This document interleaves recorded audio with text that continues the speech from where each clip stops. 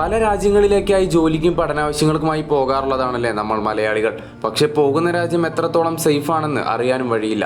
അങ്ങനെയെങ്കിൽ ലോകത്തിലെ ഏറ്റവും അപകടകരമായ രാജ്യങ്ങൾ ഏതൊക്കെയാണ്? നമ്മുടെ രാജ്യം ആ ലിസ്റ്റിൽ ഉണ്ടായിരിക്കുമോ? നമുക്ക് നോക്കാം. വേൾഡ് എക്കണോമിക് ഫോറം അടുത്തിടെ പുറത്തിറക്കിയ ട്രാവൽ ആൻഡ് ടൂറിസം റിപ്പോർട്ട് അനുസരിച്ച് അക്രമത്തിൻ്റെയും ഭീകരതയുടെയും അടിസ്ഥാനത്തിൽ ഓരോ രാജ്യങ്ങൾക്കും ഓരോ റാങ്കുകൾ നൽകുകയുണ്ടായി. ഇതിൽ ചെറിയ കുറ്റകൃത്യങ്ങളൊന്നും പരിഗണിച്ചിട്ടില്ല. ആദ്യം തന്നെ കൊളംബിയയാണ് പറയപ്പെടുന്നത്. കൊള്ളയും മയക്കുമരുന്ന് കടത്തലും കവർച്ചക്കാരും നിരവധിയാണ് ഇവിടെ. രണ്ടാമത് യമനാണ്. വിമത ഗ്രൂപ്പുകൾ നിരവധിയാണ്, കൂടാതെ തീവ്രവാദ പ്രവർത്തനങ്ങളും നടക്കുന്നു. 3 എൽ സൽവദോർ എന്ന രാജ്യമാണ്.